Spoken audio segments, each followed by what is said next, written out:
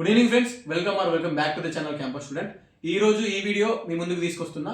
నిన్న విడుదలైన గ్రూప్ 3 ఫలితాల్లో గ్రూప్ 3 రిజల్ట్స్లో మా ఫ్రెండ్ పొలిపల్లి అజయ్ కుమార్ మెరిట్ లిస్ట్లో ఉన్నాడు, జాబ్ వచ్చింది. సో ఒక ఆస్పిరెంట్ పాయింట్ ఆఫ్ వ్యూలో మన క్యాంపస్ స్టూడెంట్స్కి ఎవరైతే పీజీ చేస్తున్నారో, డిగ్రీ చేస్తున్నారో, ప్రిపరేషన్ అవుతున్నారో గవర్నమెంట్ జాబ్స్కి ఒక ఆస్పిరెంట్ పాయింట్ ఆఫ్ వ్యూలో క్వశ్చన్స్ అనేవి అడుగుతా. ఏ బుక్స్ చదివిండు, ఎట్లా చదివిండు, ఏంది అని చెప్పేసి. ఓకే. అండ్ ఇంకొకటి ఏంటంటే, గత 7 సంవత్సరాల నుంచి అజయ్ నాకు చాలా పరిచయం. 2018 నుంచి ఆయన లైఫ్ స్టోరీ మొత్తం నాకు తెలుసు. సో లైఫ్ స్టోరీ గురించి కూడా మీకు ఒకసారి మొత్తం ఇంటర్వ్యూ ఎండ్ వరకు చూస్తే తెలుస్తుంది. సో కంపల్సరీ వీడియో ఎండ్ వరకు చూడండి. అండ్ మీకేమన్నా పర్టికులర్గా డౌట్స్ ఉంటే వీడియో చూసిన తర్వాత కింద కామెంట్ పెట్టండి, నేనే రిప్లై ఇస్తాను. Okay. Firstly congratulations Ajay. Thank you so much. So 7 సంవత్సరాల నుంచి చూస్తున్నా కాబట్టి నాకు మొత్తం తెలుసు, బట్ మీకు తెలియదు. ఈ వీడియోలో మొత్తం డీటెయిల్గా డిస్కషన్ చేస్తాం. Okay. So firstly group 3 results నిన్న వచ్చింది. ఈ రిజల్ట్స్ వచ్చిన తర్వాత నిన్న సాయంత్రం నుంచి ఈ రోజు వరకు ఎట్లుంది, ఎట్లా అనిపిస్తుంది? ఫుల్గా హ్యాపీ అయితే ఉన్నది. ఎందుకంటే గత 3 ఎగ్జామ్లు నుంచి వచ్చిన రిజల్ట్ అనేది కొంచెం నెగిటివ్గా ఉన్నది. ఎందుకంటే బాగా దగ్గరలో 1:2 ఆ రేషియోలనే నేను ఉద్యోగాలు కోల్పోయినా కాబట్టి చాలా బాధగా ఉన్నది. కాకపోతే నిన్న రిజల్ట్ వచ్చినప్పుడు బాగా సంతోషం అనిపించింది. మా ఫ్యామిలీ కూడా బాగా, ఎందుకంటే ఫస్ట్ ఉద్యోగం కాబట్టి ఏ ఫ్యామిలీకి అయినా బాగా సంతోషం ఉంటుంది. అట్లనే మా ఫ్యామిలీ కూడా బాగా సంతోషం అనిపించింది.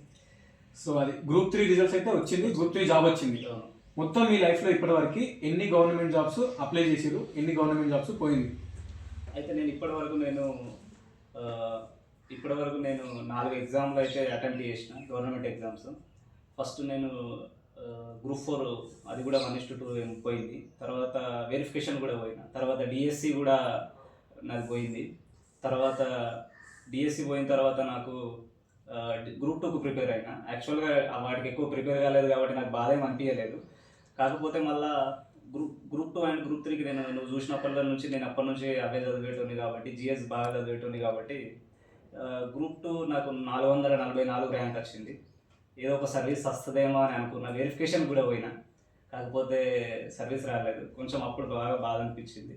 కానీ తర్వాత గ్రూప్ 3 రిజల్ట్స్ నిన్న వచ్చినాయి. సో ఇక మనకి ఏదో ఒక ఉద్యోగం అయితే వచ్చిందని బాగా సంతోషంగా ఫీల్ అయినా. ఇక ఓకే. సో గ్రూప్ 2లో దగ్గర ర్యాంక్ వచ్చిపోయింది. ఇప్పుడు మీ ర్యాంక్ కంటే తక్కువ వచ్చిన వాళ్ళకి కూడా వేరే వాళ్ళకి చాలా మందికి పోస్టింగ్ వచ్చింది. ఎందుకంటే 440 చేంజ్ అనేది చాలా బెస్ట్ ర్యాంక్ గ్రూప్ 2లో. అండ్ డిఎస్సిలో కూడా 100కి 70 మార్కులు అనేది చాలా బెస్ట్ స్కోర్. ఈవెన్ గ్రూప్ 4లో కూడా 9000 ర్యాంక్ అంటే ఎక్సలెంట్. సో జస్ట్ అక్కడ దాకా వచ్చి మిస్ అయింది. వేరే వాళ్ళకేమో మీకంటే తక్కువ ర్యాంక్ వచ్చినా కూడా మెరిట్లో ఉన్నారు. సో మీరు ఏం చెప్తారు, దీన్ని ఎట్లా అనుకున్నారు? ఎందుకంటే మనకు రీజన్ ఏంటి అంటారు? రీజన్ ఏం లేదు. మనకు బీసీ రిజర్వేషన్లు అసలు యాక్చువల్గా మనకు 7%, 10% అవి 7% ఉన్నాయి కదా. బీసీ అయితే మిగతా కూడా ఇప్పుడు బీసీబీకు ఉంది కదా, బీసీబీకు 7%, బీసీ ఏకు 10% అవి ఉన్నాయి కదా రిజర్వేషన్స్. అయితే ఆ రిజర్వేషన్స్ అనేవి ఏమవుతున్నాయంటే, ఆ 7% అనేవి ఇక్కడ టోటల్ పోస్టులలో 7% వస్తలేవు. అయితే ఈ మనకు ఏది అది ఉంటుంది కదా, ఏది రోస్టర్ పాయింట్ ప్రకారం తీసేటల్లకే open post, SC post, open post, ST post, అట్లా మీకు ఒకవేళ ఒక 30-40 పోస్టులు ఉంటే మన దాకా బీసీడీ చివరి దాకా వస్తాయి పోస్టులు. 30 మనది లాస్ట్, బీసీడీ లాస్ట్ కాబట్టి చివరి దాకా వస్తాయి. సో మనకు ఒక్కొక్క డిపార్ట్మెంట్లో ఒక 5 పోస్టులే ఉన్నాయి అనుకో. ఫస్ట్ వాడు ఏం చేస్తాడు, ఓపెన్ తీస్తాడు, మళ్ళీ ఎస్సీ తీస్తాడు, మళ్ళీ ఓపెన్ తీస్తాడు, మళ్ళీ ఎస్టీ తీస్తాడు, మళ్ళీ ఓపెన్ తీస్తాడు, మళ్ళీ బీసీఏ తీస్తాడు. ఇట్లా 5 పోస్టులు అక్కడికి అయిపోతున్నాయి. మన బీసీడీ దాకా వస్తలేనప్పుడు ఏమవుతుంది, మనకు అక్కడ అన్యాయం జరుగుతుంది. అంటే మనకు కావాల్సిన ఆ 7% రిజర్వేషన్ కూడా మనకు వస్తలేదు. కాబట్టి మనకు బాగా బీసీడీ వాళ్ళకు, బీసీబీ వాళ్ళకు కూడా అన్యాయం జరుగుతుంది. ఎందుకంటే బీసీడీ, బీసీబీ వాళ్ళకు కట్ ఆఫ్ అనేది ఏ ఎగ్జామ్లో అయినా ఈక్వల్గానే ఉంటుంది. సో బీసీడీ, బీసీబీ వాళ్ళు బాగా చదవాలి. ఇక ఓపెన్ లాగా చదవాలన్నట్టు. ఓపెన్ కట్ ఆఫ్కి బీసీడీ, బీసీబీ కట్ ఆఫ్కి ఆల్మోస్ట్ సేమే ఉంటుంది. గ్రూప్ 2లో కూడా సేమే ఉంది. సో అందరూ చదవాల్సిందే, బట్ బీసీడీ కాబట్టి కొంచెం కట్ ఆఫ్ ఎక్కువ ఉంటుంది కాబట్టి ఇంకా కొంచెం ఎక్కువ కష్టపడాలి. బీసీబీ అండ్ బీసీడీ మన బీసీస్లో నార్మల్గా. సో రిమైనింగ్ వాళ్ళనే చదవాలి, చదవండి మాత్రం ఏ జాబ్ రాదు. కొన్ని రిజర్వేషన్ ప్రాబ్లమ్స్ వల్ల గ్రూప్ 2 అయినా గ్రూప్ 4 అయినా మనకి డిఎస్సీ అయినా చాలా జస్ట్లో వచ్చి మిస్ అయింది. 99.99% వచ్చి 0.1% తోటి మిస్ అవ్వడం జరిగింది. అప్పుడు అందరూ చాలా అంటే చాలా బాధపడ్డారు, ఇంక్లూడింగ్ మీ. ఎందుకంటే పర్సనల్గా చూస్తున్నాయి కాబట్టి. సో ఎనీవేస్ అవన్నీ తట్టుకొని ఇప్పటి వరకు వెయిట్ చేసినందుకు అసలు చాలా గ్రేట్. అండ్ ఇంకోటి ఏంటంటే, చెప్పినట్టే ఆస్పిరెంట్ పాయింట్ ఆఫ్ వ్యూలో క్వశ్చన్స్ అడుగుతాను చెప్పిన. మెయిన్లీ బుక్స్ ప్రిపరేషన్ మీరు ఇంతవరకు ఏమన్నా కోచింగ్ తీసుకున్నారా? అయితే నేను నా ఇంటర్మీడియట్ అయిన తర్వాత డైట్ అయిపోయింది. డైట్ అయిపోయిన తర్వాత నాకు ఒక 2-3 నెలల టైం ఉండే డిగ్రీ చేయడానికి. అయితే ఆ టైంలో మా ఆదిలాబాద్ జిల్లాలో వైకుంఠ ట్రస్ట్ అనేది చారిటబుల్ ట్రస్ట్లు ఉంటాయి కదా, అందులో ఆయన కొంచెం డాక్టర్ కాబట్టి కొంచెం కోచింగ్ ఇప్పించిండు. అప్పుడు విఆర్ఓకో దేనికో ఇప్పించిండు 45 రోజులు. అది నాకు బాగా యూజ్ అయింది. 45 రోజుల కోచింగ్ అనేది నాకు అంటే అప్పుడు ఇక నేను స్టార్ట్ చేసిన ప్రిపరేషన్. అంటే వాట్ అసలు హిస్టరీ ఏముంటుంది, పొలిటికల్ సైన్స్ ఏముంటుంది అనేది అప్పుడు స్టార్ట్ చేసిన. అది నాకు ఒక బేసిక్ ఇచ్చింది. దాని తర్వాత ఇక నా సొంతంగానే నా సొంత బుక్స్ సొంతంగానే ఎక్కువ రోజులు ఎటువంటి కోచింగ్ తీసుకోకుండా సొంతంగా చదివిన, ఈజీగా సాధించేసిన. సో ఇప్పుడు ఓన్ ప్రిపరేషన్ తోటి మనకి ఇన్ని ర్యాంక్స్ వచ్చినాయి. గ్రూప్ 3 ఫైనల్ మెరిట్లో ఉన్నాడు. సో ఇప్పుడు గ్రూప్ 2 సిలబస్ మెయిన్గా చూసుకుంటే మనకి 4 పేపర్స్ ఉంటాయి, 150, 150, 150, 150. సో పేపర్ 1 కైనా, పేపర్ 2 కైనా, పేపర్ 3 కైనా, పేపర్ 4 కైనా ఇండివిజువల్గా సిలబస్ ఉంటుంది. సో ఆ సిలబస్కి తగ్గట్టు గ్రూప్ మనకి పేపర్ 1కి ఏ బుక్స్ తీసుకున్నాం, పేపర్ 2కి ఏ బుక్స్, పేపర్ 3కి ఏ బుక్స్ అండ్ పేపర్ 4కి మొత్తం 600 మార్కులకి గ్రూప్ 2కి మెయిన్గా ఏ బుక్స్ ప్రిపేర్. ఎందుకంటే గ్రూప్ 2కి ప్రిపేర్ అయితే ఆల్మోస్ట్ గ్రూప్ 3 మొత్తం కవర్ అవుతుంది.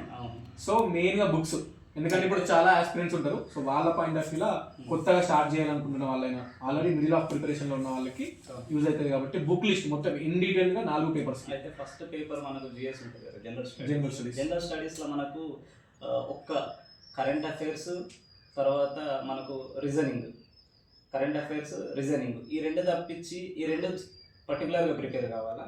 తర్వాత మనకు సోషల్ అంటే నథింగ్ బట్ ఏమి భూగోళ శాస్త్రం, జియోగ్రఫీ, ఈ 3 సపరేట్ ప్రిపేర్ అయితే మిగతా సబ్జెక్టులు మొత్తం అనేది మనకు తర్వాత పేపర్స్ ఉన్నాయి కదా, తెలంగాణ కల్చర్ కావచ్చు, తెలంగాణ మూమెంట్కి సంబంధించిన కొన్ని క్వశ్చన్స్ వస్తాయి, తెలంగాణ తర్వాత ఇండియన్ కల్చర్కి సంబంధించిన కొన్ని క్వశ్చన్స్, తర్వాత పొలిటికల్ సైన్స్కి సంబంధించిన క్వశ్చన్స్, అవన్నీ మనకు ఇందులో పేపర్ 1లో కవర్ అవుతాయి కాబట్టి మనం సపరేట్ వాటికి చదవాల్సిన పని లేదు. ఎందుకంటే పేపర్ 2లో మనం పేపర్ 3లో చదివినవన్నీ మళ్ళీ ఇందులోకి వస్తాయి కాబట్టి పెద్దగా మనకేమి ఇది కాదు. అందుకని ఫస్ట్ పేపర్ 1 అంటేనే ఫస్ట్ మనకు కావాల్సింది కరెంట్ అఫైర్స్ తర్వాత నెక్స్ట్ చెప్పిన కదా రీజనింగ్, తర్వాత ఇంకోటి ఏమని చెప్పిన జియోగ్రఫీ. ఈ 3 చదివేసి మిగిలిన అన్ని ఇందులో పేపర్ 1లో అంటే మిగతా పేపర్లో అన్ని పేపర్ 1లో కవర్ అవుతాయి. సపరేట్ అవి బాగా చదవాలా. అవే మనకు తర్వాత ఇంగ్లీష్ కూడా వస్తుంది. అది ఇవి 4 చూసుకుంటే మొత్తం ఇక అయిపోయినట్టు పేపర్ 1. పేపర్ 2 ఇక పేపర్ 1లో ఆథర్స్, బుక్స్ అండ్ ఆథర్స్, ఏ బుక్ ఈ పబ్లికేషన్ సబ్జెక్ట్. పేపర్ 1కు సపరేట్ పబ్లికేషన్ ఏం లేదు. పేపర్ 1 అనేది కామన్ ఉంటుంది. ఇందులో మనకు మెయిన్గా సైన్స్ అండ్ టెక్నాలజీ గురించి అవి ఎక్కువ రిలేటెడ్, కరెంట్ అఫైర్స్ రిలేటెడ్ అడుగుతారు. సైన్స్ అండ్ టెక్నాలజీ అవిటిని బాగా చూసుకోవాలి. ఒక్కోసారి పేపర్ 1లో అవి కూడా అడుగుతాడు. కరెంట్ అఫైర్స్ మనం డైలీ ఫాలో అయితే పేపర్ 1ని మనం ఈజీగా చేస్తాం. నెక్స్ట్ దీనికి సపరేట్ బుక్స్ అనేవి ఏం లేవు. కాకపోతే అందులో జియోగ్రఫీకి ఒక 15 నుంచి 20 మార్కులు వస్తాయి జియోగ్రఫీకి. దానికి విన్నర్స్ పబ్లికేషన్స్ బాగుంటుంది. ఇంకా కరెంట్ అఫైర్స్ డైలీ మనం కరెంట్ అఫైర్స్ నోట్స్ రాసుకోవాలా. డైలీ క్లాసెస్ మనకు యూట్యూబ్లో అవైలబుల్ ఉంటాయి కదా, అవి రాసుకోవాలా. ఇక రీజనింగ్ అయితే ఏదైనా మ్యాథ్స్, నాన్ మ్యాథ్స్ బ్యాక్గ్రౌండ్స్ అయితే ఏమైనా చిన్న కోచింగ్ తీసుకోవాలి ఖచ్చితంగా. మ్యాథ్స్ రాకపోతేనే కొంచెం తక్కువ మార్కులతో జాబులు మిస్ అయితే. ఇంగ్లీష్ కూడా కొంచెం చూసుకోవాలా. పేపర్ 2 గురించి పేపర్ 2 ఇక పేపర్ 2లో మనకు ఏమొస్తాయి, మనకు 3 వస్తాయి కదా. ఏ 3 సబ్జెక్ట్స్ వస్తాయి మనకు. ఒకటి పొలిటికల్ సైన్స్ ఉంటుంది, ఇంకోటి ఇండియన్ హిస్టరీ ఉంటుంది, ఓకే, ఇంకొకటి సోషాలజీ ఉంటుంది. ఈ మూడు బాగా చదవాలి. అయితే ఫస్ట్ మనం చూసుకుంటే ఇండియన్ హిస్టరీకి మనకు కరీం సార్ బుక్ బాగుంటుంది, right. Karim sir enough, Seenaiah బాగా హెవీగా ఉంటుంది. కరీం సార్ బుక్ నుంచి బాగా కవర్ అవుతాయి అంటారు. కాకపోతే బాగా మన మైండ్ పవర్ని ఉపయోగించాలి. అంటే ప్రతి డాటాని గుర్తుపెట్టుకోవాలంటే బాగా కష్టం. ఈయన కొంచెం కాన్సెప్ట్ వైజ్గా కరీం సార్ బుక్ రాస్తాడు. లేకపోతే మీకు అది అడిషనల్గా దానికి ఇంకా అడిషనల్గా చేసుకోవాలంటే తెలుగు అకాడమిక్ బుక్స్ బాగుంటాయి. ఇంటర్మీడియట్ ఎక్కువ కానిస్టేబుల్ ఎగ్జామ్స్కి అయితే intermediate books first year second year నుంచి ఎక్కువ అడుగుతారు. సో అవి చదువుకుంటే కానిస్టేబుల్ వాళ్ళు అవి చదువుకోవాలి. లేకుంటే అవి చదువుకుంటూ ప్లస్ ఇది ఎక్కువ మెయిన్గా మనకు ఈ కరీం సార్ బుక్ని ఫాలో కావాలి. తర్వాత ఇండియన్ హిస్టరీ తర్వాత మనకు పొలిటికల్ సైన్స్ అయితే నేను ఇక లక్ష్మీకాంత్ని వాడిన. లక్ష్మీకాంత్ బాగుంటుంది. లేకపోతే మనకు విన్నర్స్ పబ్లికేషన్స్ బాగుంటుంది. ఏదైనా ఒకటి తీసుకోవాలి. కాకపోతే ఇలా బుక్స్ తీసుకునేటప్పుడు ఇవి డైనమిక్గా ఉంటాయి కాబట్టి మనం ప్రతిసారి కొత్త బుక్లు, అప్డేటెడ్ బుక్స్, ఏదో 4-5 సంవత్సరాల క్రితం చేసిన బుక్లు కాకుండా అంటే ఈసారి నోటిఫికేషన్ వచ్చిందంటే లేటెస్ట్ వర్షన్ బుక్స్ చదువుకుని అప్డేట్ ఉంటే మనకు ఎక్కువ మార్కులు స్కోర్ చేయడానికి అవకాశం ఉంటుంది. నెక్స్ట్ ఇక సోషాలజీకి మనకు కూడా విన్నర్స్ పబ్లికేషన్ బాగుంటుంది, ఓకే, విన్నర్స్ పబ్లికేషన్ బాగుంటుంది. నెక్స్ట్ అది కాకుండా మళ్ళీ అకాడమిక్ బుక్స్ చదవాలి. ఇవన్నీ మనకు 150 మార్క్స్ క్యారీ చేస్తే ఈచ్ సబ్జెక్ట్ 50 మార్క్స్ వస్తాయి. పేపర్ 3 మనకు ఫుల్గా ఎకానమీ ఉంటుంది. పేపర్ 3 చాలా మంది తక్కువ స్కోర్ చేసి టఫ్ అంటారు కాబట్టి కొంచెం పేపర్ 3 ఏం టఫ్ ఏమి ఉండదు, ఎకానమీ బాగా ఈజీ ఉంటుంది. మనకు సొసైటీలో ఏం జరుగుతున్నాయి, ఎట్లా ఏమున్నది అనేది మనం ఈజీగా అర్థం చేసుకుంటే ఎకానమీ కూడా అంతే వస్తుంది మనకు. ఇందులో మళ్ళీ మనకు 3 టాపిక్లు ఉంటాయి. ఇండియన్ ఎకానమీ ఉంటుంది, తర్వాత తెలంగాణ ఎకానమీ ఉంటుంది, డెవలప్మెంటల్ ఇష్యూస్ అనే 3 ఉంటాయి టాపిక్స్. వీటికి నేను ఇండియన్ ఎకానమీకి అయితే చిరంజీవి సార్ బుక్ చదివిన, బాగుంది, బాగా కాన్సెప్చువల్గా బాగా అర్థమవుతుంది. తర్వాత తెలంగాణ మరియు డెవలప్మెంట్కి నేను తెలుగు అకాడమీ బుక్స్ చదివిన, బాగా కవర్ అయినాయి. ఇట్లా సపరేట్ కాకుండా ఉండాలా, ఒకటే దగ్గర చదవాలంటే మనం విన్నర్ పబ్లికేషన్ తీసుకోవస్తుంది. కాకపోతే వీటికి అడిషనల్గా మనము ఎకనామిక్స్ సర్వే చదవాలి. Indian economic survey, Telangana economic survey. ఇవి మనకు ప్రతి సంవత్సరము ఈ మార్చ్ ఏప్రిల్ ఆ టైంలో అంతకుముందు రిలీజ్ అప్డేట్ అయితే ఖచ్చితంగా అవి చదివితేనే మనం ఎక్కువ స్కోర్ చేయగలుగుతాం. నెక్స్ట్ ఇక 4th పేపర్ చూస్తే మనకు ఏంటి, ఉద్యమం, తెలంగాణ ఉద్యమం. రైట్, తెలంగాణ ఉద్యమంకి అయితే నేను వి ప్రకాష్ బుక్ చదివిన, బాగుంటుంది. వి ప్రకాష్ బుక్ బాగా అది మీకు అంటే కష్టం అనిపిస్తే ఇంకొక బుక్ కూడా ఉంటుంది, ఎస్ రాజు కూడా బాగుంటుంది. ఇంకొకటి బుక్ ఏదంటే ఇంకొక బుక్ నాకు గుర్తుకొస్తలేదు, సరే నేను చెప్తాను ఈ వీడియో అయిపోయేలోపు. రైట్, అట్లా ఈ బుక్లు అయితే బాగా కవర్ అయిపోతాయి. వి ప్రకాష్ ఒకటి మెయిన్గా, ఇంకోటి జీనియస్ పబ్లికేషన్స్ ఒకటి ఉంటుంది బుక్, అది కూడా బాగుంటుంది. ఇట్లా మెయిన్గా అయితే వి ప్రకాష్ చదవాలి. వి ప్రకాష్లో ప్రతి పాయింట్ మనం బాగా డిస్క్రిప్టివ్గా ఉంటుంది కాబట్టి బాగా చదివితే మంచి స్కోర్ చేయగలుగుతాం. ఇక ఇవి చదవగానే నాకు 444 ర్యాంక్ వచ్చింది. ఇక ఉద్యోగం అయితే రాలేదు కానీ బాగా చదివినా నేనైతే. ఓకే, 444 ర్యాంక్ అంటే నార్మల్గా ఉద్యోగం వస్తుంది కానీ అనుకున్నాం 99.99% అనుకున్నాం, బట్ అది అదృష్టం. ఇక్కడ ఏమైందంటే గ్రూప్ 1 వాళ్ళు కూడా ఒక 70 నుంచి 80 మంది కామన్గా ఉన్నారు గ్రూప్ 2లో. సో వాళ్ళు ఏం చేసిందంటే గ్రూప్ 1 మీద కేసు ఉండడంతోని గ్రూప్ 2 వెరిఫికేషన్ ఉంది కదా, వెరిఫికేషన్కి వచ్చి వాళ్ళు కూడా ఏమి సీఎం చేతుల మీద పట్టాలు అయితే తీసుకోవడంతో ఇక పోస్టులు బ్యాక్లాగ్ అవుతాయి ఇక. సో అట్లా దానివల్ల చాలా కుటుంబాలు కూడా నష్టపోతున్నారు. అంతేకాదు గ్రూప్ 3 అప్పుడు కూడా చాలా మంది వచ్చిండ్రు, గ్రూప్ 2 వాళ్ళు వచ్చిండ్రు, గ్రూప్ 1 వాళ్ళు వచ్చిండ్రు. అంతేకాదు గ్రూప్ 4 వాళ్ళు ఆల్రెడీ గ్రూప్ 4లో మంచి రెవెన్యూ డిపార్ట్మెంట్ కానీ ఫైనాన్స్ డిపార్ట్మెంట్ ఉన్నోళ్ళు కూడా గ్రూప్ 3 వెరిఫికేషన్కి వచ్చింది, మేము కల్లారా చూసినాం. ఆ గ్రూప్ 3 వెరిఫికేషన్కి వచ్చి కూడా వాళ్ళు ఏం చేసిందంటే వాళ్ళు జాయిన్ అయ్యే పోస్టులు పెట్టకుండా, విల్లింగ్ చేయకుండా వాళ్ళు అన్నిట్లని విల్లింగ్ చేయడంతో ఒక 200 నుంచి 300 పోస్టులు అయితే బ్యాక్లాగ్ అయితే అంటే అన్ని కుటుంబాలు, వాళ్ళ తరాలు, వాళ్ళందరూ నష్టపోయినట్టే. ఇది ప్రతి నిరుద్యోగి గుర్తుపెట్టుకోవాలి. కానీ ఉద్యోగం వచ్చిన తర్వాత ఎవరు అట్లా గుర్తుపెట్టుకోరు. ఓకే, ఎవరి స్వార్థం వాళ్ళు చూసుకోకుండా బ్యాక్లాగ్ పడకపోతే ఇప్పుడు నీకు గ్రూప్ 2 వచ్చేది 444 ర్యాంక్కి. ఇప్పుడు మీది ఏ జోన్? మాది ఆదిలాబాద్ జిల్లా, బాసరా జోన్ 2 కింద వస్తుంది, మన మల్టీ జోన్ 1.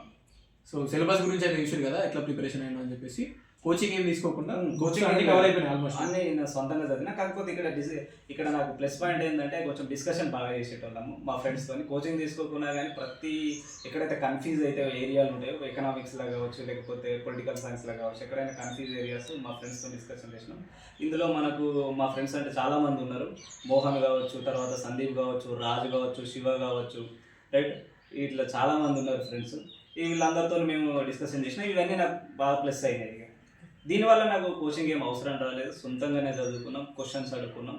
సో ఇట్లా బాగా హెల్ప్ అయింది. ఇవన్నీ మా యూనివర్సిటీ స్టూడెంట్స్ వాళ్ళందరూ యూనివర్సిటీ క్లాస్మేట్స్ ఒకటే రూమ్లో మేము అందరం కలిసి డిస్కషన్ చేస్తాం. సో యూనివర్సిటీ అని చెప్పారు కాబట్టి మీ ఫస్ట్ క్లాస్ నుంచి ఇప్పటివరకు మీరు స్టడీ డీటెయిల్స్ ఎక్కడెక్కడ చదువుకున్నారు అండ్ ప్రస్తుతం ఏం చదువుతున్నారు?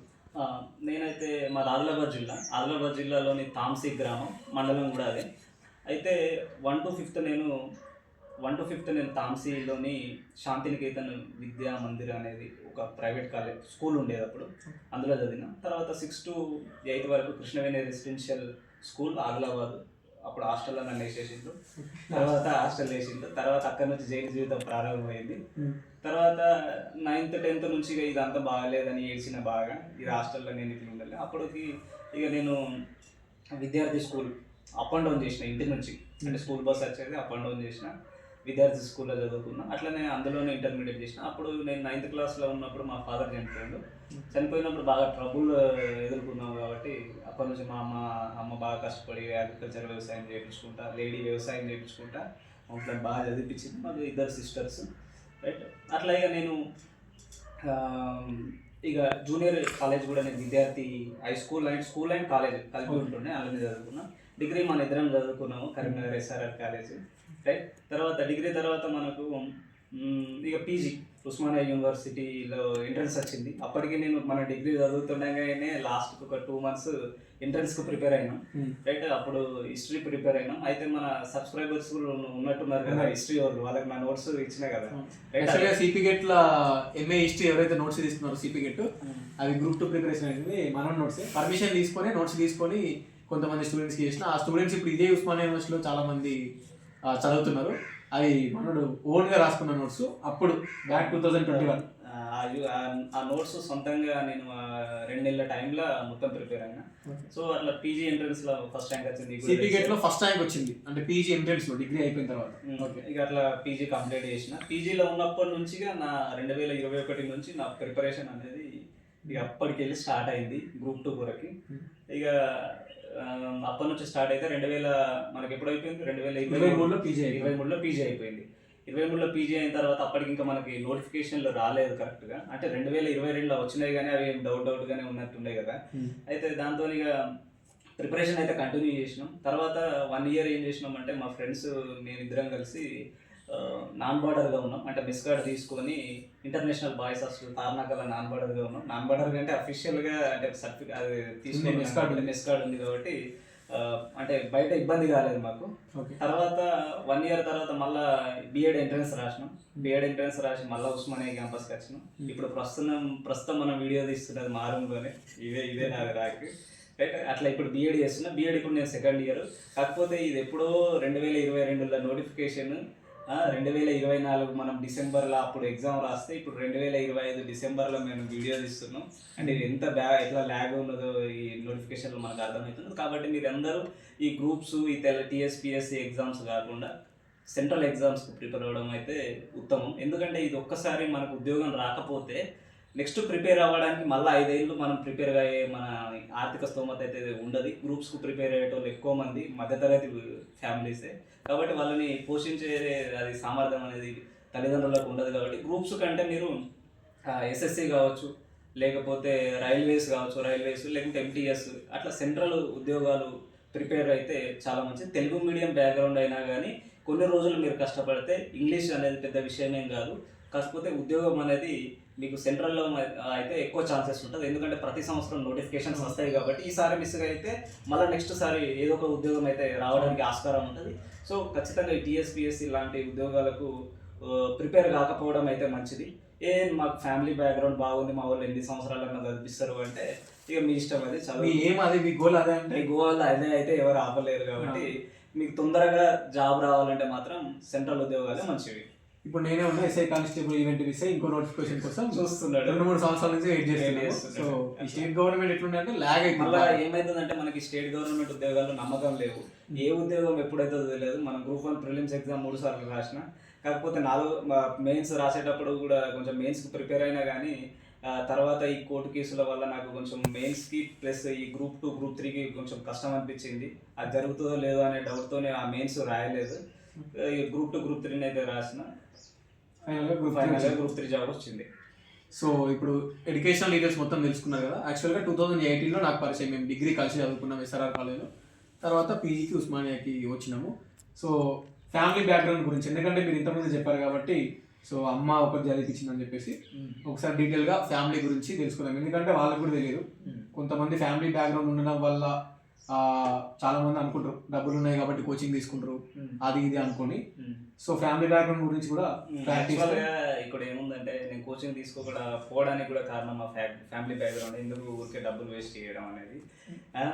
ఎందుకంటే సొంతంగా చదువుకుంటే అయిపోతుంది కదా. ఏమైనా టఫ్ సబ్జెక్ట్ కొంచెం డిస్కషన్ లేకుంటే ఫ్రెండ్స్ ద్వారా లేదు యూట్యూబ్లో క్లాసులు మనకు అవైలబుల్ ఉంటాయి, సగం ఉంటాయి కదా. ఆ వీడియోలని అట్లా మనం చేసుకోవాలి. లేకుంటే గూగుల్ కానీ ChatGPT కానీ ఇలా చేసుకోవాలి మనము. రైట్. మెయిన్గా కోచింగ్ తీసుకోకపోవడం అంటే కోచింగ్ ఖచ్చితంగా తీసుకుంటేనే జాబ్ వస్తుందని ఏం కాదు.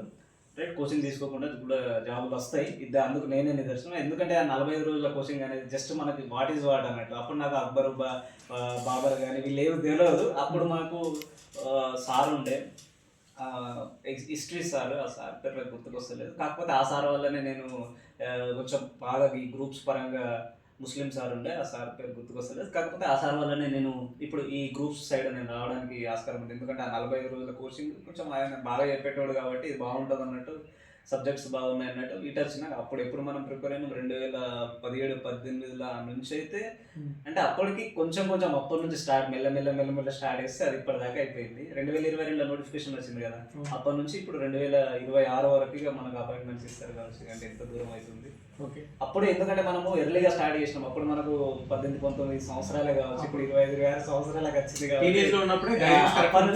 అప్పటి నుంచి స్టార్ట్ చేసినాం కాబట్టి ఇది ఇంకా పెద్ద మాకేం బరువు అనిపిస్తలేదు. ఎందుకంటే ఇప్పుడు స్టార్ట్ చేస్తే ఇది బాగా అంటే లాంగ్ ప్రాసెస్ అవుతుంది అట్లా. ఇప్పుడు ఫ్యామిలీ బ్యాక్గ్రౌండ్, మా ఫ్యామిలీ బ్యాక్గ్రౌండ్ గవర్నమెంట్ ఎవరు లేరు. మా నాన్న ప్రైవేట్ టీచర్గా పనిచేసిండు. ఆయన నేను 9th క్లాస్లో ఉన్నప్పుడు చనిపోయాడు. సో ఇక అప్పటి నుంచి బాగా ట్రబుల్ అయిపోయింది. ఇక ట్రబుల్ అంటే ఇక మామూలు ట్రబుల్ కాదు, నీకు తెలియదు ఏం లేదు కానీ ఎందుకంటే నాకు తెలుసు పర్టికులర్గా, బట్ చూసుకోలేదు కాబట్టి. ఎందుకంటే కొంచెం మా ఫ్యామిలీస్ నుంచి బాగా ఒత్తిడి వచ్చింది మాకు. ఇక ఒత్తిడి వచ్చుడితోనే ఇక మా అగ్రికల్చర్కి సంబంధించిన ల్యాండ్స్ కానీ అవి కానీ కొన్ని రోజులు బాగా కష్టపడ్డాం. మాకు ఇవ్వలేదు అవన్నీ. ఇక మా అమ్మ నేను మా అమ్మ కూడా కొన్ని రోజులు కూలి పని చేసి మమ్మల్ని చదివించింది. తర్వాత మేము ఇక మాకు రావాల్సిన మొత్తం తీసుకున్నాము. ఏవైతే మాకు రావాల్సిన ఆస్తిపాస్తులు ఉన్నాయో అవన్నీ తీసుకొని మా అమ్మ వ్యవసాయం చేయడం మొదలుపెట్టింది. రైట్. మొదలుపెట్టడంతో ఇక ఎంతైనా ఒక లేడీ అగ్రికల్చర్ చేసి ఒక 6-7 ఎకరాలు సొంతంగా చేసేవాళ్ళం మేము. లేడీ సొంతంగా అగ్రికల్చర్ చేయడం అనేది చాలా కష్టం. సో అప్పుడు నేనేం చేసేటంటే మధ్యలో మనకు హాలిడేస్ లేకపోతే ఎక్కువ పనులు ఉంటాయి మనకు. ఎప్పుడు వర్షాకాలం కానీ ఇప్పుడు రైట్ ఎక్కువ పనులు ఉంటాయి. ఆ టైంలో నేను కాలేజ్ అంటే యూనివర్సిటీ నుంచి ఇంటికి పోయేటోని, లేకుంటే మన డిగ్రీ కాలేజీలో అక్కడ కరీంనగర్ నుంచి ఇంటికి పోయేటోని. ఇంటికి పోయి కొంచెం అమ్మకి హెల్ప్ చేసేసి పనిని తగ్గించేటోని. పనిని తగ్గించిన తర్వాత మళ్ళీ కొంచెం కుదిరి పడిన తర్వాత మళ్ళీ నేను వచ్చి చదువుకునేటోని. మళ్ళీ ఎప్పుడైతే అంటే పనులు ఎక్కువ అయినాయనుకో మళ్ళీ నేను ఇంటికి పోయేటోని, పనులు చేసుకునేటోని. పోయి చేసుకుంటా కంపల్సరీ పోతుంటా. అయితే మళ్ళీ నాకు ఈ గ్రూప్స్ టైంలో నా బదులు మా చెల్లె పోయింది. అది చాలా బాధ అనిపిస్తుంది. చిన్నపిల్లల్ని వ్యవసాయం చేపిల్లడం అంటే బాగా కష్టం. కాకపోతే తప్పలేదు. నేను మళ్ళీ ఇంటికి పోయింది అనుకో, ఇక్కడ ఎగ్జామ్కి మళ్ళీ ప్రాబ్లం అవుతుందని అప్పటికి వీళ్ళు Group 2 పోస్ట్ పోన్ చేస్తున్నారు, తొందరగా చేస్తలేరు. ఇది లాంగ్ ప్రాసెస్ అవుతున్నది. సో ఇది లాంగ్ ప్రాసెస్ అయ్యేటల్లకి నేను పోయితే మళ్ళీ ఈ ఎగ్జామ్స్కి ఇది అవుతుందని మా చెల్లె ఇక్కడనే చదువుకుంటుంది కోటింగ్ మెన్స్లో. సో మా చెల్లె పాపం మా అమ్మకు తోడుగా ఎక్కువ బర్డెన్ అవుతుంది కాబట్టి మనకే ఇబ్బంది అవుతుంది వ్యవసాయం పనులు. చెల్లె బాగా హెల్ప్ చేసింది అమ్మకి. సో అట్లా కొంచెం బాగా కష్టపడే వాళ్ళం కాబట్టి ఎప్పుడు అగ్రికల్చర్లో నష్టం అయితే ఎప్పుడు పోలేదు. ఇక నచ్చిన డబ్బులతో మా చెల్లె నేను కానీ మేము చదివించుకోవడానికి మా అమ్మ ఎక్కువ ఖర్చు చేసేది. ఇప్పుడు మనకి అగ్రికల్చర్ పెద్దగా లాభాలు ఏమి రావు మనకు తెలిసిందే. ఇంట్లో ఖర్చులో వందం, మా చదువులో వందం అయితే డబ్బులు వచ్చేవి. ఇక అట్లా అయితే వ్యవసాయం అయితే చేసేవాళ్ళు. ఈ వీడియో తరపున మనం మెయిన్ గా అమ్మకి కానీ చెల్లెకి కానీ కృతజ్ఞతలు చెప్పుకోవాలి. ఎందుకంటే వాళ్ళు లేకపోతే మనం ఇంత దూరం వచ్చేవాళ్ళమే కాదు, అది కాకపోయేది కూడా. సింగిల్ పేరెంట్ అయినా కూడా అంత కష్టపడి తీసుకొచ్చినందుకు ఈరోజు ఇంత మంచి రిజల్ట్స్ వచ్చినాయి. సో ఈ వీడియో నుంచి నార్మల్గా ఎవరైతే కొత్తగా ఇప్పుడే ప్రిపరేషన్ స్టార్ట్ చేయాలనుకున్న వాళ్ళకి ఏమన్నా చెప్తావా, లైక్ నీ జర్నీ ఎక్స్పీరియన్స్ తోటి? ఇది ఏమవుతుందంటే ఇప్పుడు తక్కువ వయసు ఉన్నప్పుడు మాత్రం ప్రిపరేషన్ స్టార్ట్ చేస్తే మాత్రం సెంట్రల్ గవర్నమెంట్ జాబ్స్ చాలా ఉత్తమం. ప్రతి సంవత్సరం మనకు రైల్వే కావచ్చు, SSC కావచ్చు, మనం ఫస్ట్ బ్యాంకింగ్ కావచ్చు. మనకి ఏమైందంటే first English Telugu medium background నుంచి వచ్చిన వాళ్ళకి ఇంగ్లీష్ అని అనిపిస్తుంది. ఒక్క సంవత్సరం మనం ఇంగ్లీష్ బుక్స్ అవే SSC కావచ్చు, రైల్వేస్ కావచ్చు, బ్యాంకింగ్ ఒక్క సంవత్సరం మనం బుక్స్ చదివితే మనకే అనిపిస్తుంది ఇక తెలుగు పక్కకు పెట్టేస్తాం, ఇంగ్లీష్ బుక్ చదువుతాం. కానీ అక్కడ మనం డేర్ చేసుకునేటోళ్ళు తక్కువ. ఆ డేర్ చేసుకొని తెలుగు మీడియం చేస్తారు. దానివల్ల పోతున్నది. ఎందుకంటే తెలంగాణ గవర్నమెంట్ అంటే ఇప్పుడు కేసీఆర్ తర్వాత మన వచ్చిన గవర్నమెంట్ కూడా మనకు దాదాపు 10,000 ఉద్యోగాల కంటే కొత్తగా అడిషనల్గా అంటే కేసీఆర్ ఇచ్చిన ఉద్యోగాలు కాకుండా 10,000 కంటే ఎక్కువ అడిషనల్గా ఉద్యోగాలు ఇచ్చిన దాఖలాలు మనకి అయితే ఏడే లేవు. సో ఆ తక్కువ ఉద్యోగాలు మళ్ళా ఇప్పుడు సపోజ్ ఎగ్జాంపుల్ చూసుకుంటే 1,388 పోస్టులు ఉన్నాయి Group 3కి. అందులోకి వెళ్ళి దాదాపు ఒక 300-400 ఉద్యోగాలు బ్యాక్లాగ్ అయిపోతున్నాయి. అంటే మనం పోటీ చేసేది ఇప్పుడు 2,80,000 మంది ఉద్యోగులు అప్లై చేసేది ఓన్లీ కేవలం 700-800 పోస్టులకి. ఎందుకంటే మిగిలిన ఉద్యోగాలు గ్రూప్ 1 వాళ్ళు గ్రూప్ 2 వాళ్ళు కొడుతున్నారు, వాళ్ళు వస్తున్నారు, వెరిఫికేషన్కి వస్తున్నారు. సో బ్యాక్లాగ్ అయిపోతున్నాయి. బ్యాక్లాగ్ అయిన ఉద్యోగాలని మళ్ళీ మెరిట్ క్యాండిడేట్స్కి ఇస్తలేరు వీళ్ళు. అట్లిస్తే బాగుంటుంది. కానీ సెంట్రల్ ఉద్యోగాలలో ఏమవుతున్నది, మనకు ప్రతి ఉద్యోగానికి ఆడ అపాయింట్మెంట్ తీసుకున్నా కానీ జాయిన్ కాకపోతే ఆ జాయిన్ అయ్యే ప్లేస్ని కొన్ని రోజులు టైం ఇచ్చి ఆ వారి ప్లేస్లో వారి మెరిట్ లిస్ట్లో ఇంకా వెనుక వాడు ఉంటారు కదా, వారిని పిలిచి ఉద్యోగాలు ఇస్తున్నారు. ఇది మన తెలంగాణ గవర్నమెంట్లో బాగా అన్యాయం జరుగుతున్నది. దీనివల్ల చాలామందికి ఇప్పుడు గ్రూప్ 2 ఉద్యోగాలు కావచ్చు, గ్రూప్ 3 ఉద్యోగాలు కావచ్చు వచ్చే అవకాశం ఉన్నాయి. ఇంకా ఆ బ్యాక్లాగ్లు పడిపోతున్నాయి. కాబట్టి మన గవర్నమెంట్ చాలా నష్టపోతాం. ఎందుకంటే ఈ 100 పోస్టులకే మనము పోటీ పడడం కంటే ప్రతి సంవత్సరం వచ్చే సెంట్రల్ గవర్నమెంట్లో వచ్చే వేలలో ఉద్యోగాలు టోటల్ ఎన్ని అప్లికేషన్లు వచ్చినాయి అసలు? అవి రెండు కలిపితే 5 లక్షలు వస్తాయి. ఈచ్ వన్ చూస్తే 2.5 లక్షల నుంచి 2.8 లక్షలు అయితే వస్తాయి. సో 2.5 లక్షల మందికి పోస్టులు ఏమో వందలు. అందులో కూడా మెయిన్ గా చూస్తే ఈ బీసీ క్యాండిడేట్స్ వాళ్ళకైతే బాగా నష్టం. బీసీ క్యాండిడేట్స్ వాళ్ళు ఏం చేసుకోవాలంటే 700 పోస్టులు ఉంటే మనకు 300 పోస్టులు ఉన్నాయని అనుకోవాలా. 300 పోస్టులు ఉన్నాయనే లక్ష్యంతోనే మనం చదవాలా. అయితేనే ఉద్యోగం వస్తుంది, లేకపోతే ఉద్యోగం ఓపెన్ అని కొంచెం ఓపెన్ అని చదివితేనే ఉద్యోగం వస్తుంది. సో ఇది ఇంకా మాట్లాడుకోవాలనుకుంటే అన్ని ఆల్మోస్ట్ క్లియర్ అయిపోయినాయి. ఏమైనా పర్టికులర్గా డౌట్స్ ఉంటే కింద కామెంట్ పెట్టండి. ఎందుకంటే మేము మాట్లాడే విషయంలో మర్చిపోయి ఉండొచ్చు. ఆస్పిరెంట్స్ మొత్తం చూస్తారు కాబట్టి దాని గురించి ఏమన్నా పర్టికులర్గా డౌట్స్ ఉంటే కింద కామెంట్ పెట్టండి. And once again congratulations, group 3 వచ్చింది. అండ్ ఫ్యూచర్లో మళ్ళీ గ్రూప్ 1 యూపీఎస్సీ సివిల్ సర్వీస్ కూడా క్లియర్ చేయాలని మనస్ఫూర్తిగా కోరుకుంటున్నాం. సో ఎనీవేస్ చూసిరు కదా ఇంటర్వ్యూ, మీకు ఎట్లా అనిపించిందని కింద కామెంట్ పెట్టండి. అండ్ డౌట్స్ ఉంటే కూడా కింద కామెంట్ పెట్టండి. 3 సంవత్సరాల నుంచి కష్టపడి 3-4 సంవత్సరాల నుంచి ఆ నోటిఫికేషన్ రిలీజ్ అయింది 2022 నుంచి 2025. అండ్ ఇప్పుడు 2026లో జాబ్ చేస్తారు. సో జాబ్కి ఎక్కుతారు, ఇంత టైం పడుతుంది. సో మన అజయ్ ఇచ్చిన సజెషన్ ప్రకారం సెంట్రల్ గవర్నమెంట్ అయితే బెటర్. ఎందుకంటే ఎవ్రీ ఇయర్ వస్తుంది. ఈ ఇయర్ మిస్ అయితే నెక్స్ట్ ఇయర్ వస్తుంది, మళ్ళీ ఆ ఇయర్ మిస్ అయితే నెక్స్ట్ ఇయర్ వస్తుంది. సో దాంతో స్టార్టింగ్ వరకు ప్రిపరేషన్ స్టార్ట్ చేయాలనుకుంటున్న వాళ్ళు సెంట్రల్కి ప్రిఫరెన్స్ ఇస్తే బెటర్. లేదు మేము గ్రూప్ 1 గ్రూప్ 2కే ప్రిపరేషన్ అయితే మాకు ఫ్యామిలీ సపోర్ట్ ఉంది, ఫినాన్షియల్గా కూడా మంచిగా ఉన్నామంటే అది మీ ఇష్టము. సో అది పర్సనల్గా సజెషన్. మళ్ళీ కంగ్రాచులేషన్స్, థ్యాంక్ యూ. ఇంకో వీడియోతో మళ్ళీ కలుసుకుందాం. Done, signing off. This is your campus student. Doubts ఉంటే కింద కామెంట్ పెట్టండి. బాయ్.